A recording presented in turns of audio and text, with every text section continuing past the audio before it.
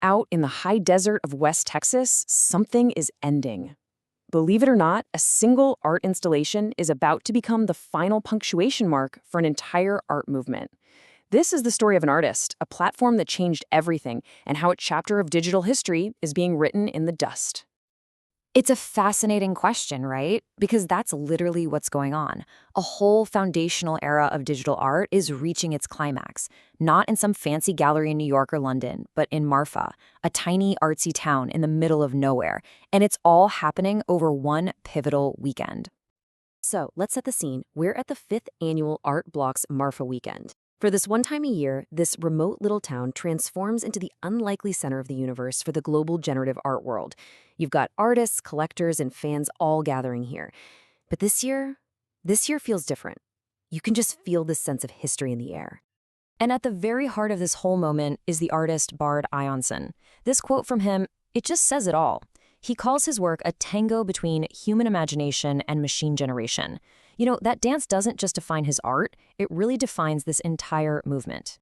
Okay, so to really get why what's happening in Marfa is so significant, we need to quickly introduce the two main players on this stage.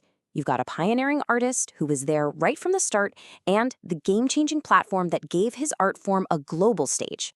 So on one side, you have Bård Ionson. He's a true crypto art OG, which basically means he was one of the first artists to really start using the blockchain for his work, way back in 2018. And on the other side, you've got Art Blocks, the platform that really let artists use code as their paintbrush. And it let collectors mint, or, officially create a totally unique piece of art right on the blockchain. These two together, they didn't just join a movement, they pretty much defined it. But here's the thing. The timing of this gathering is what makes it so critical. This is not just another yearly get-together. It's carrying some serious historical weight because it really marks the emotional finale of a foundational chapter for Art Blocks.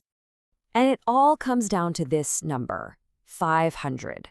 This single number represents the beginning, the middle, and now the end of the platform's entire first era. So what is the Art Blocks 500?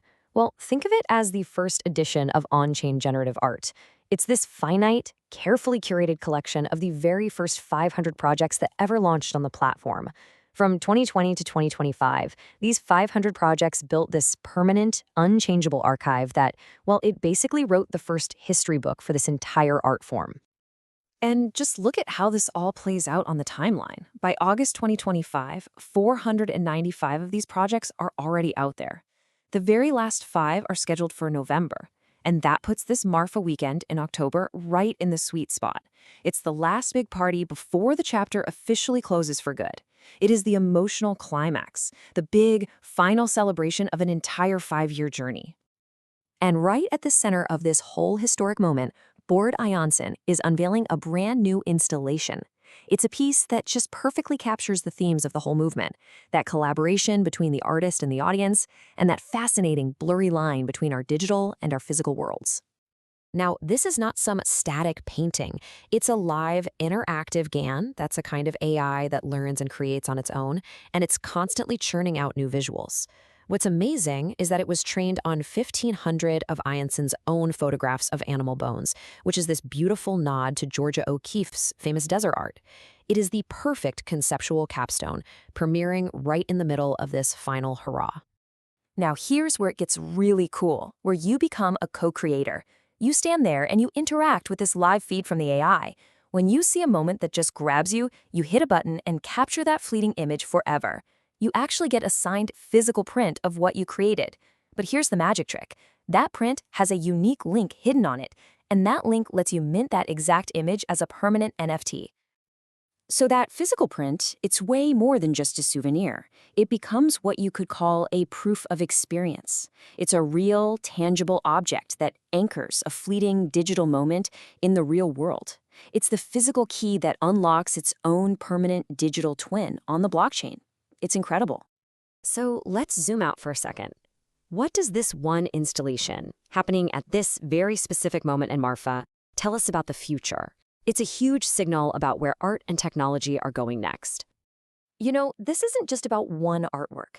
It really represents the entire genre growing up, moving beyond just things on a screen to art that's physically integrated into our lives. It hammers home this idea of art as code, where the genius of the artist is in designing a system that creates, not just making one thing. And by using the blockchain for ownership, it keeps challenging the old-school art world, creating a direct, transparent link between the artist, the art, and you, the collector. Ionson himself has such a powerful way of putting it. The physical object and the digital piece aren't two separate things. They're two halves of the same whole. He says the print is the tangible bridge to an immutable digital soul. I mean, that's a concept that would have sounded like straight-up science fiction just a few years ago. So as this foundational era comes to a close, a new one is beginning. And it forces us to ask a really fundamental question. Where does a piece of art like this truly live? Is it in the code? Is it on your wall? Or is it on the chain? And maybe, just maybe, the answer is now, for the first time, all three at once.